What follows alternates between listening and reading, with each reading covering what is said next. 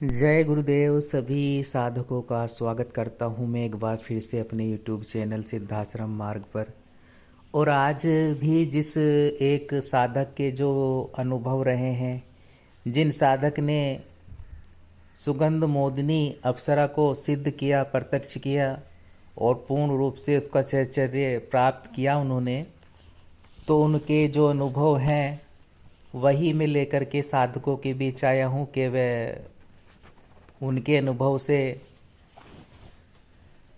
वह ज्ञान प्राप्त कर सकें कि अगर वह साधना में बैठें तो उनका मार्गदर्शन हो सके। चाहे वे साधना कैसे भी कर रहे हों, लेकिन जो कुछ बातें होती हैं वह जान पाएंगे कि क्या क्या चीज़ें घटित होती हैं या कैसा अप्सरा का स्वभाव होता है। तो इन बातों से वे इतना तो समझ ही सकते हैं। तो इसीलिए मैं ये अनुभव लेकर के आता हूँ कि आप समझें। तो ये जो साधक थे, इन्होंने सुगंध मोदिनी अप्सरा को पूर्ण रूप से प्रत्यक्ष सिद्ध कर लिया था और इनको एक सिद्धि प्राप्त हो चुकी थी। और क्या क्या इनके अनुभव रहे हैं, इन्होंने जो लिखा है उसी आधार पर मैं आपको इनके ही अनुभव बता रहा हूँ। तो आइए शुरू करता हूँ। मैंने अप्सराओं के विषय में अत्यधिक रोचक प्रसंग सुन रखे थे कि उनके साथ रहने पर हर क्षण हृदय में ताजगी का अनुभव होता है, परंतु अप्सराओं का साहचर्य किस प्रकार की आनंदभूति प्रदान करता है, यह मैं प्रत्यक्ष रूप से अनुभव करना चाहता था। और इसके लिए मैं कई ऐसे साधकों से मिला जो स्वयं को कहते थे कि उन्होंने अप्सरा को सिद्ध कर रखा है और अप्सरा उनकी सहचरी है। जब मैंने उनसे अप्सरा सिद्ध करने की विधि पूछी तो मुझे निराशा हाथ लगी। किसी ने मुझे विधि तो बताई, परंतु उससे मुझे नाम मात्र का भी एहसास नहीं हुआ। मुझे निराशा भी होती, परंतु एक आस में निरंतर अप्सरा की विधि पाने के लिए बेचैन था। एक दिन मुझे एक मित्र ने बताया कि मेरे गुरुदेव डॉक्टर नारायण दत्त श्रीमाली जी हैं, यदि तुम उनसे जाकर मिलो तो हो सकता है कि तुम्हारी इच्छा पूर्ण हो सके। और उसके कहने पर मैं उनसे दिल्ली में मिला। उनके चेहरे पर अद्भुत तेज झलक रहा था। मैं उनके व्यक्तित्व से प्रभावित हुए बिना न रह सका। उन्हें देखकर मुझे लगने लगा कि शायद यहीं पर मेरी मनोकामना पूर्ण हो जाए। मैं जब उनसे मिला और उनके समक्ष अपनी इच्छा व्यक्त की तो उन्होंने मुझे बताया, अप्सरा एक या दो नहीं होती हैं, अप्सराएं तो 108 प्रकार की होती हैं, परंतु मानव को उसी अप्सरा को सिद्ध करने का प्रयास करना चाहिए जो अनुकूल हो। उन्होंने मुझे सुगंध मोदिनी अप्सरा सिद्ध करने के लिए कहा और बताया कि वह अप्सरा शीघ्र ही प्रसन्न होकर सिद्ध हो जाती है। फिर उन्होंने मुझे अप्सरा साधना सिद्ध करने की विधि बताई और कहा कि इसे तुम यदि पूर्ण विश्वास से करो तो सुगंध मोदिनी अवश्य तुम्हारी सहचरी बनेगी।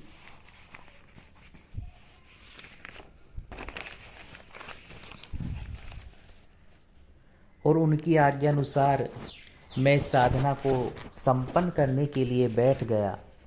मैं उनके दिशा निर्देश में ही साधना को पूर्ण करना चाहता था, इसलिए दिल्ली में ही एक कमरा किराए पर लेकर यह साधना सिद्ध करने लगा।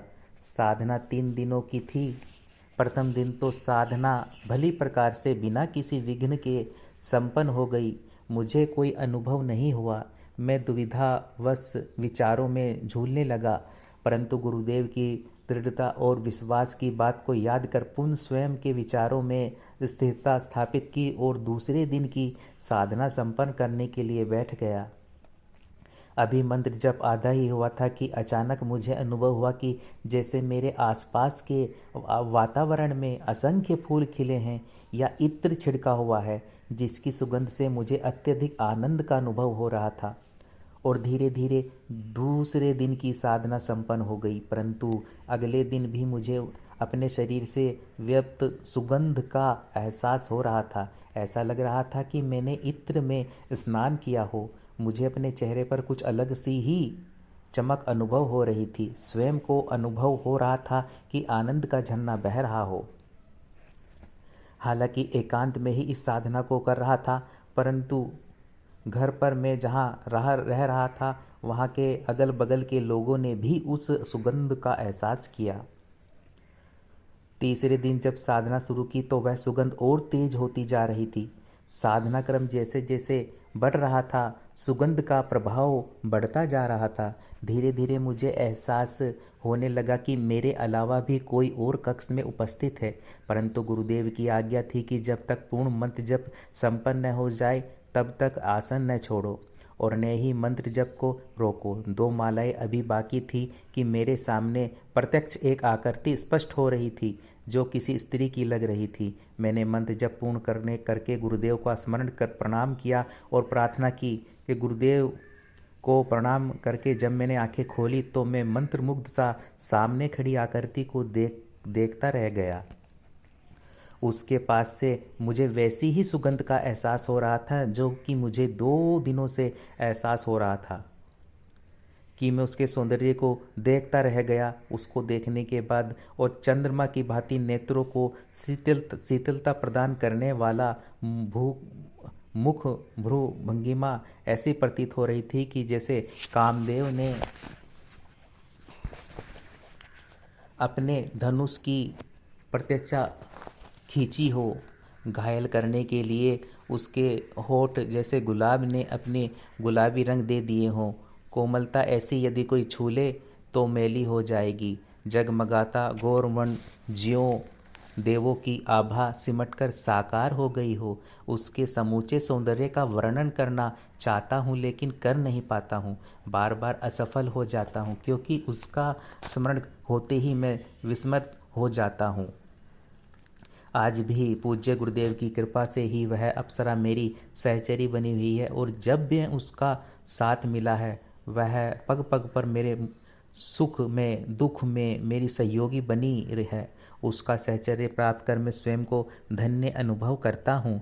पूज्य गुरुदेव की आज्ञा से मैं साधकों के हितार्थ यह साधना विधान कर रहा हूँ और दे रहा हूँ कि साधक भी इससे लाभ प्राप्त कर सकें और ये साधना संपन्न कर सकें।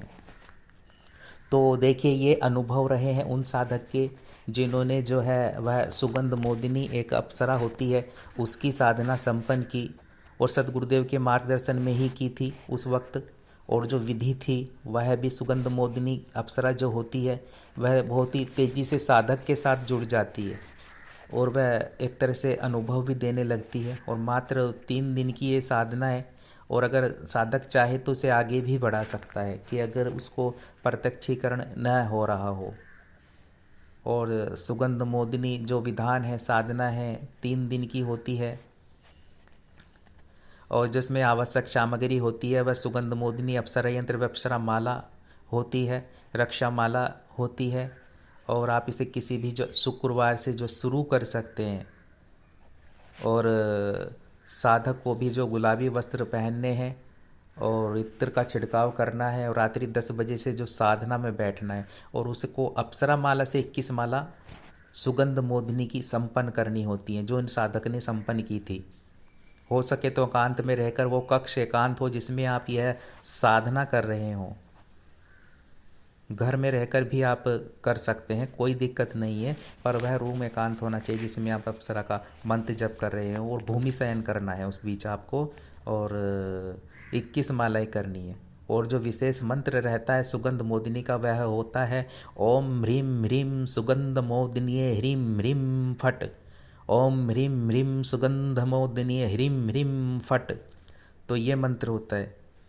इसमें आपको नैवेद्य के रूप में जो है दूध का भोग लगाना है। दूध से आप कोई जो है मिष्ठान बना सकते हैं, घर में ही स्वयं के हाथों से बनाएं और उसका भोग लगा दें सुगंध मोदिनी को। ठीक है, तो ये बहुत ही जो है एक महत्वपूर्ण साधना है जीवन की। और देखिए इन साधक के साथ जो घटना हुई वो मैंने आपको बताई कि कैसे होता है। सुगंध मोदिनी का तात्पर्य यही है कि जीवन में भी एक सुगंध व्याप्त हो जाती है, उस साधक के तो होती ही है। और सुगंध से तात्पर्य केवल एक खुशबू से नहीं है, एक गंध से ही नहीं है। सुगंध से तात्पर्य जीवन के हर क्षेत्र में एक जो है पूर्णता प्रदान करने में समर्थ है यह अप्सरा।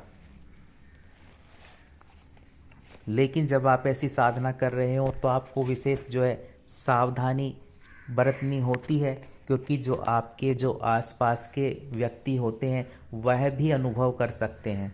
उनको भी एक एहसास हो जाता है कि आप कुछ विशेष कर रहे हो, क्योंकि जहाँ इसका आगमन होता है सुगंध मोदिनी का, अप्सरा का, वहाँ एक खुशबू व्याप्त हो जाती है चारों ओर, जैसे असंख्य फूल खिल गए हों, और बहुत ही तीक्ष्ण वह खुशबू होती है, सुगंध होती है।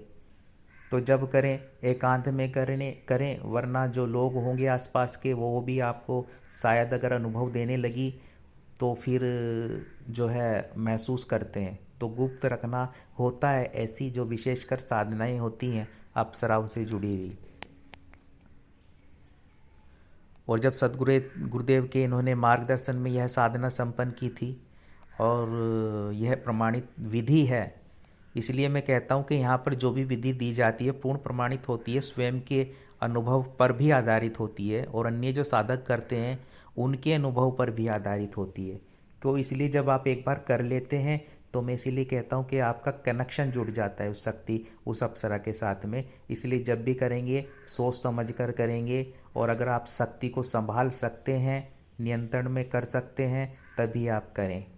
हालांकि कोई हानि नहीं होती है, कोई दिक्कत नहीं होती है। जब आप अप्सरा साधना करते हैं तो लाभ ही प्राप्त होते हैं, क्योंकि पूर्ण रूप से सात्विक साधना होती है। लेकिन साधक को जो है तैयार रहना होता है। शक्ति जब आती है सारी ही क्रियाएं होती हैं, वार्तालाप भी होती है, सब कुछ होता है जब वह प्रत्यक्ष हो जाती है अगर, वरना अप्रत्यक्ष रूप से तो कनेक्शन जुड़ जाता है, तब विशेष टाइम पर भी प्रत्यक्ष होती है। लेकिन आप तैयार रहें, अपने मनोभाव अपने चित्त को उसके अनुकूल बना लें कि हाँ मुझे जो है एक संबंध स्थापित हो रहा है एक अप्सरा से, तो उसी तरह से व्यवहार करना है, और अच्छे से एक संबंध बना लेना है, बातचीत से भी बनाना है, जब वे आपके पास आए हर क्रिया से बना लेना है एक स्ट्रॉन्ग रिश्ता। ठीक है ना।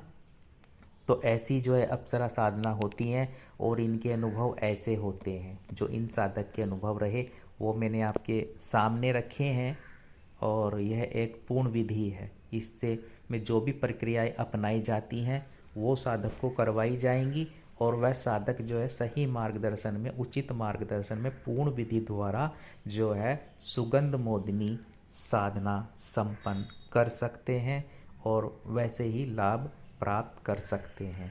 तो जय गुरुदेव, जय माँ छिन्नमस्तिका।